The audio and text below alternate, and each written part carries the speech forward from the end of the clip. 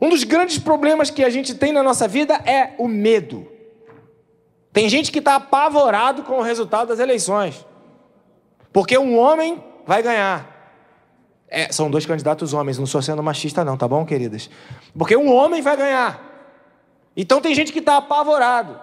Mas a Bíblia, ela fala para mim, podemos, pois, dizer com confiança, o Senhor é o meu ajudador, não temerei. Amém. Então, quando eu não confio em Deus que vai me ajudar, e eu faço aquilo que o pastor Lúcio falou aqui na abertura do culto, busco a minha confiança nos homens, se o homem é bom, eu vou tirar coisas boas dele. Mas se o homem é mau, coisas más vão sair. Mas nós estamos declarando que confiamos em Deus, aquele que está além dos homens. Aleluia, queridos. Amém? Isso é fé. Logo, se eu creio em Deus, eu não temerei. Mas se eu não creio, eu vou ficar com medo. Opa! Então isso me dá um norte. Isso me dá uma direção. O Israel não, Jeová. O Alberto é o homem dos satélites, dos nortes, do sul, né? Das conexões que dão a direção. Qual é o norte que esse texto me dá? É que quando eu tenho medo, isso identifica que eu estou sem fé. O norte que a palavra de Deus me dá é que o medo, ele aponta, denuncia, ele mostra que eu não tenho fé. Agora a pergunta que você precisa fazer para você mesmo e ser honesto. Você tem medo? É terrível, né? Misericórdia. Eu tenho medo. É horrível. Eu tenho medo. Tive medo quando nós compramos este imóvel. Tive medo quando começaram as obras. Tive medo quando a gente precisou marcar a data da saída para cá. Tive medo quando os recursos vão diminuindo. Tive medo quando... A gente é o tempo inteiro desafiado a confiar em Deus ou não. Por isso que a Bíblia fala que a nossa luta não é contra principados, não é contra pessoas, nem seres humanos. Porém, ela é contra principados e potestades nas regiões espirituais. Porque o medo é uma armadilha espiritual. Se o medo é uma armadilha espiritual, eu preciso entender que o que destrói o medo na minha vida é a fé. Então, se eu tenho fé, eu não tenho medo. Posso ouvir um amém? Amém. Pedro virou para Jesus e fez uma proposta para Jesus. E quando Jesus aceitou a proposta de Pedro, Pedro passou a ter medo. A gente faz propostas, desafiar o Senhor é coisa de gente muito, né? Se tu és o Filho de Deus, se tu és mesmo quem tu és, manda eu ir ter na água aí contigo, né? Consegui não derrubar. Manda eu ir estar aí na água contigo. Aí Jesus falou, numa naturalidade, vem, eu sei quem eu sou, eu sei a autoridade que eu tenho, vem. Aí Pedro foi, e o texto fala que quando ele entrou na água, o que aconteceu com ele? Reparando na força do mar, na força do vento, na tempestade, ele teve medo. Nós temos problemas com a questão do medo. Eu estava com medo de entornei. Nós temos problemas com a questão do medo. E esse medo, ele nos impede de viver na paz. Quantos e quantos, eu estou falando especificamente essa mensagem hoje por conta das eleições e por conta do resultado das eleições e por conta de qual vai ser o nosso futuro presidente, e talvez você tenha medo do que vai acontecer daqui para frente, de como vão ser as coisas daqui para frente, o que vai acontecer com a sua vida, com o Brasil daqui para frente. E esse medo é um medo mesmo. Se esse medo ele tem uma solução colocada no homem, aí você vai complicar a situação, né? Você vai complicar a situação. Porque se o homem que tiver no poder for bom, vai ser bom. Mas se o homem que tiver no poder for ruim, vai ser ruim. Mas a Bíblia fala que se a sua confiança estiver no Senhor, e o autor aos Hebreus, ele é ousado, ele fala, podemos dizer com confiança, o Senhor é o meu ajudador, eu não terei medo. Eu não sei você, mas eu tenho 54 anos e já passei por alguns presidentes do Brasil. Claro que pessoas mais antigas do que eu não vou citar nem familiares que têm mais idade, mas pessoas que têm mais idade do que eu já viveram outros presidentes do Brasil. Certo ou errado? Né? Todos foram bons? Todos foram ruins? Como é que foi a tua história até aqui agora? Você já trabalhou em empresas? Todos os chefes das suas empresas eram bons? Teve algum chefe ruim? Quem já teve chefe ruim aqui? Levante a mão. Misericórdia!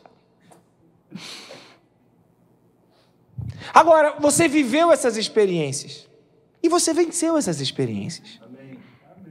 Se você tiver a convicção de que o Senhor é teu ajudador, você vai entender então de Deus aquele texto que fala, olha, você não vai ser tirado do mundo, mas você vai ser livre do mal. E quando a gente é livre do mal, a gente tira o medo. Então, os medos vão aparecer.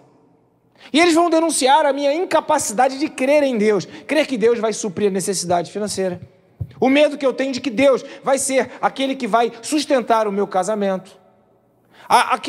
Ter aquela falta de medo que Deus vai curar a minha enfermidade, ou que eu estou debaixo do propósito de Deus. Estou falando de experiências que eu tenho vivido nos últimos tempos. Então eu tenho medo de que as coisas não vão sair do jeito que está, mas ao mesmo tempo eu me declaro uma pessoa de fé, e é essa a batalha da nossa alma, de crer em Deus e declarar com confiança que eu não vou ter medo, de que Deus vai me ajudar, ou então eu vou ficar oscilando entre ter medo e não ter medo. E quanto maiores são os desafios, quanto maiores forem os desafios, maior vai ser a sua possibilidade de temer. Tem alguns jovens que vão fazer Enem. Eu tenho uma dessas jovens dentro da minha casa. E quando você vai para uma prova, e aquela prova pode definir o teu futuro, você tem o quê? Medo. Ter medo não é pecado, queridos. Ter medo é da nossa própria natureza. A questão é, o que você faz com o teu medo? O que você faz com o teu medo? Pedro, ele foi para a água, teve medo, e quando ele teve medo, o que Pedro fez? Ele esperneou, deu ataque, começou a esbravejar, começou a falar mal de Jesus. O que ele fez? Senhor, socorre-me, ajuda-me. Então, quando você está vivendo um momento de medo, que é natural, não é pecado ter medo. Por quê? Porque é uma batalha da fé. Nós vivemos uma vida de fé que a gente pisa aonde a gente não vê, mas a gente crê que vai ser sustentado. Isso não é natural, isso é loucura. Viver pela fé é algo completamente sem nenhum tipo de razão. Então você ter medo é algo natural. Agora a questão é, o que você faz quando o medo chega? Então a palavra dessa noite é exatamente essa. O que você faz quando o medo chega na sua vida? Porque podemos dizer com confiança que o Senhor é o meu ajudador? Não temerei. Eu não vou viver preso ao medo. Eu não vou viver em contínuo medo o tempo todo da minha vida. Eu posso ter medo, mas ainda assim eu não vou ser paralisado pelo medo, porque o Senhor é o meu ajudador. Eu não temerei. Parece que nesse momento a gente está vendo aqui um desafio que é proposto pela caminhada da fé. O desafio que o Senhor propõe para você na caminhada da fé é: não pare. Mesmo quando o medo chegar, declare para você mesmo: o Senhor é o meu ajudador, eu não vou temer. O Senhor é o meu ajudador, eu não vou temer. E mais, aí há um complemento. Se eu creio no controle de Deus, que me podem fazer os homens? Qual é o domínio que o homem tem sobre a minha vida? Qual é o controle que o homem tem sobre a minha vida? Qual é a dimensão do poderio que um homem tem sobre a minha vida, uma pessoa tem sobre a minha vida?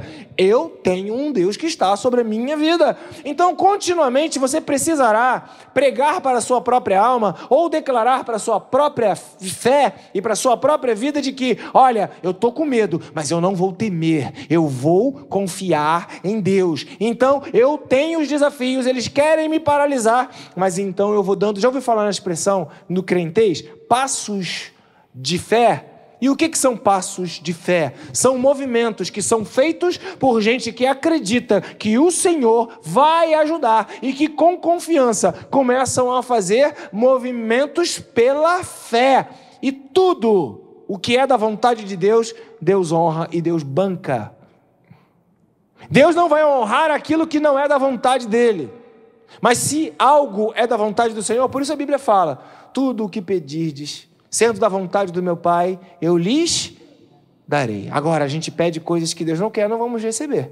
Pedis e pedis mal, por isso não recebeis. Tem que saber pedir. Agora, se Deus deu a palavra, se é algo de acordo com a vontade de Deus, e então o medo vem para paralisar a minha vida, você pode declarar pela fé: o Senhor é o meu ajudador, eu não temerei, eu não vou ter medo. Ah, então peraí, pastor, eu tenho medo ou não tenho medo? As duas coisas. As duas coisas. É a mesma coisa em relação ao pecado, né? Alguém já falou um dia, né? Nós não somos pecadores lutando para ser santos. Nós somos santos lutando contra o pecado. Não dá no mesmo? É a perspectiva que você vê. Porque o problema não é pecar. Se alguém pecar, temos um advogado, Jesus Cristo, o justo, que está sentado à direita de Deus e intercede por nós. O problema é permanecer no pecado.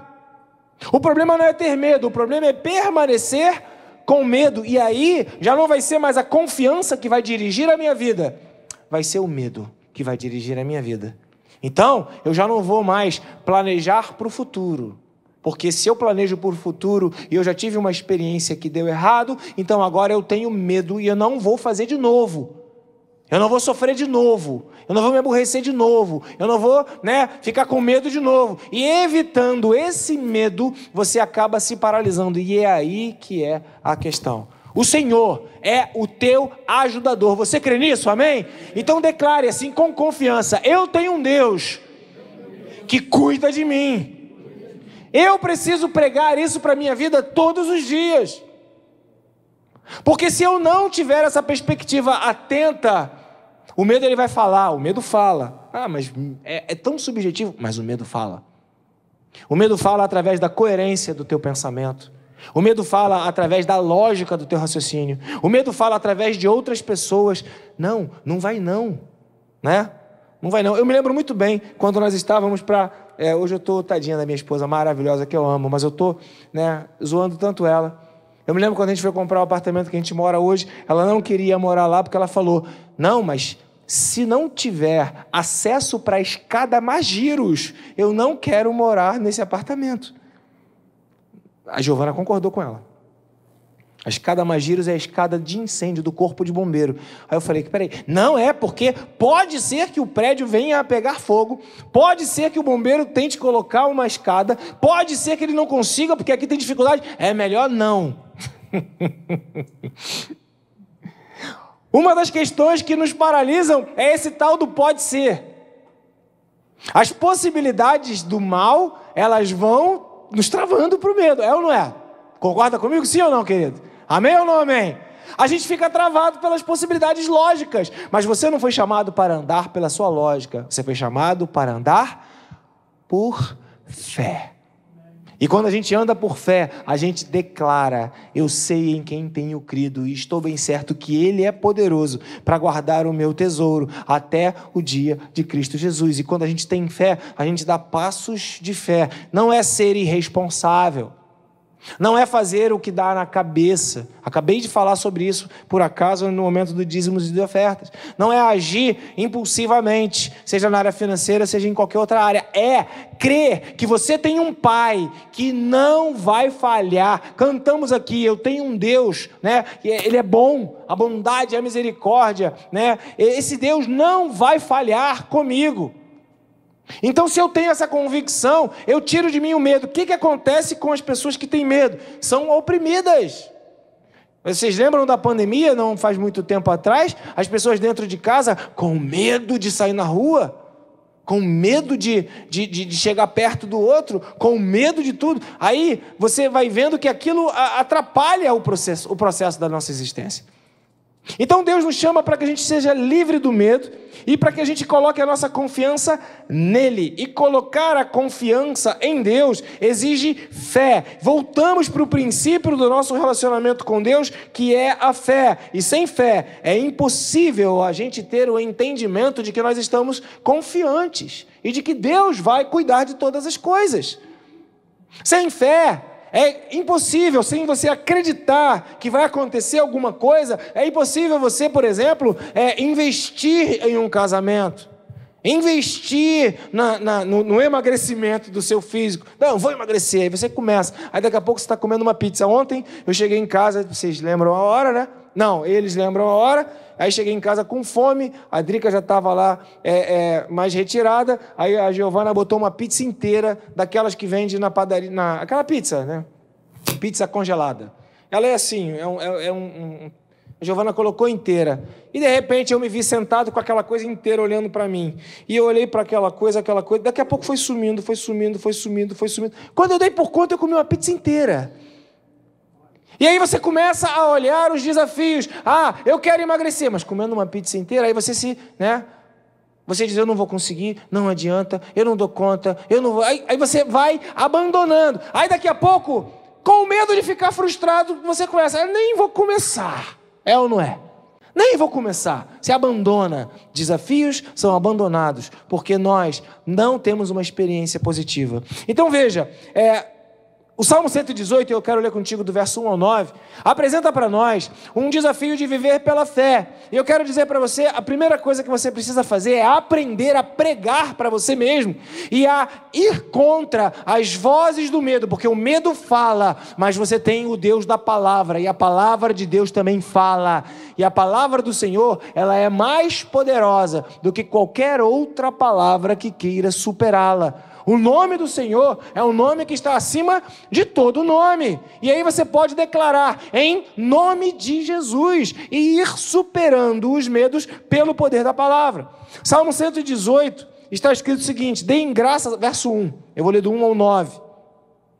Deem graças ao Senhor, ou seja, agradeça a Deus porque Ele é bom. O seu amor dura para sempre. Que Israel, ou que o povo de Deus diga, o seu amor dura para sempre. Isso é uma canção e era uma coisa que uma pessoa que regia um coral falava e todo mundo repetia. Tem um nome, eu me esqueci, né? Quando um fala e todo mundo repete. Verso 3, desculpa. Os sacerdotes digam, o seu amor dura para sempre. Repete. Verso 4, os que temem ao Senhor digam, o seu amor dura para sempre. E o que eu quero dizer para você aqui, nos versos 1, 2, 3 e 4, que a palavra diz para você que para você vencer o medo que fala, você vai precisar repetidas vezes dizer o contrário do que o medo te fala. Amém? Estamos juntos? Você precisa ser insistente na luta contra a voz que quer paralisar a tua vida, que quer fazer você desistir dos teus sonhos, que quer dizer para você, desiste, não adianta, não vai acontecer, não vai resolver, não comece um projeto, não inicie não faça isso, não faça aquilo, né? Não vai dar certo, não vai funcionar. Então você precisa declarar repetidas vezes, o seu amor dura para sempre, o amor de Deus dura para sempre, o amor de Deus dura para sempre, o amor de Deus dura para sempre. Que você faça disso uma repetição contínua. Quando você estiver sendo afrontado pelo espírito do medo, o espírito que quer roubar a tua fé, você fala, a minha confiança está no Senhor e o seu amor dura para sempre. Repita isso todas as vezes que vier o contrário no seu coração. Sabe por quê, queridos? Tem uma coisa que o inimigo o destruidor das nossas almas ele é chato. Ele vai ficar falando, ele vai querer ganhar na insistência. Por isso o salmista ele começa, que Israel diga, que os sacerdotes digam, que os que temem ao Senhor digam, que todo mundo diga, o Senhor é bom, o seu amor dura para sempre. Porque se eu não tenho essa perspectiva, eu não falo e não repito isso, eu começo a acreditar no outro lado. Eu começo a acreditar, o Senhor é bom, mas esse homem que eu quero confiar, ou aquele outro homem que eu quero confiar, ele, enfim, e se não for do jeito que eu estou imaginando? E se não for? E se não acontecer? E aí vem o medo.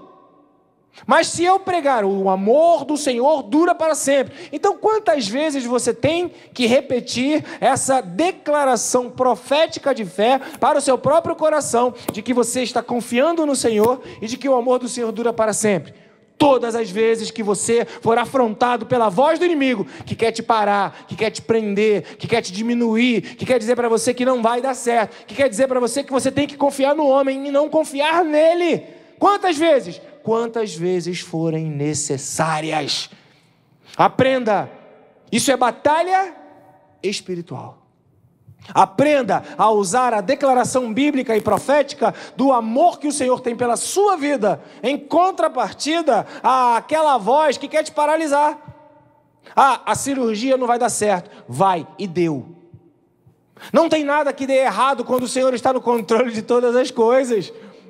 Então veja, se eu tenho essa convicção de que há uma batalha, há uma luta e há um Deus que eu posso confiar, mas também há homens, e eu tenho que escolher em quem eu vou confiar. Eu sou tentado a agir pelo natural, mas a Bíblia me desafia a não permanecer no medo ou na incredulidade. A Bíblia me joga para a fé e Deus te chama para a fé. O que eu tenho que fazer? Eu tenho que repetir, insistir, declarar, profetizar o amor do Senhor, o amor do Senhor, o amor do Senhor, o amor do Senhor. Sabe, meus amados, quando Davi, ele era rei, estava tudo bem, de repente se levantou o tal do filho dele, Absalão.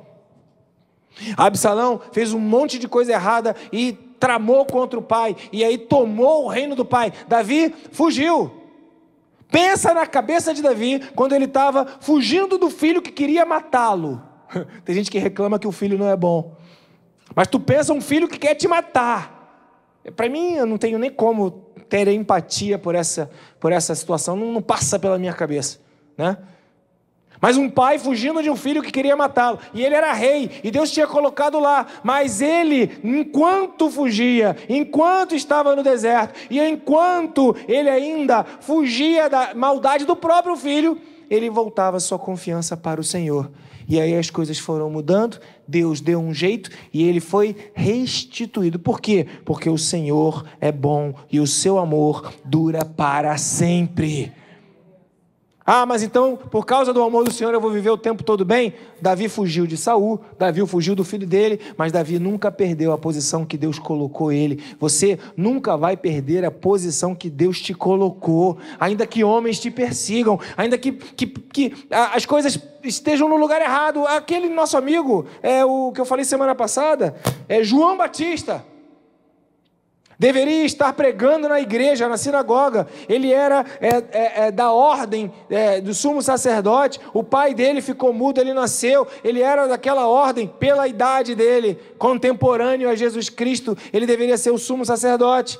Ele estava onde? No deserto, foi expulso. Anás e Caifás foram colocados no lugar dele. E ele, sim, teve medo. E ele, sim, estava lá no deserto. Mas o que aconteceu com ele? O Senhor o usou e ele falou: eu sou a voz do que clama no deserto, preparai o caminho do Senhor. Então veja, quando nós fomos tentados pelo medo, ou fomos tentados a desanimar pelos desertos, a gente precisa entender e declarar para a nossa própria vida: o amor do Senhor dura para sempre. O seu amor dura para sempre. Que o povo de Deus diga: o seu amor dura para sempre. Você pode dizer isso para você mesmo agora? Que o amor do Senhor dura para sempre. 1, 2, 3 e já.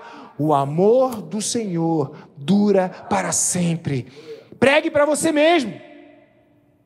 Quando as coisas quiserem te prender, sentimentos maus quiserem te prender, você fala: não, o amor do Senhor dura para sempre.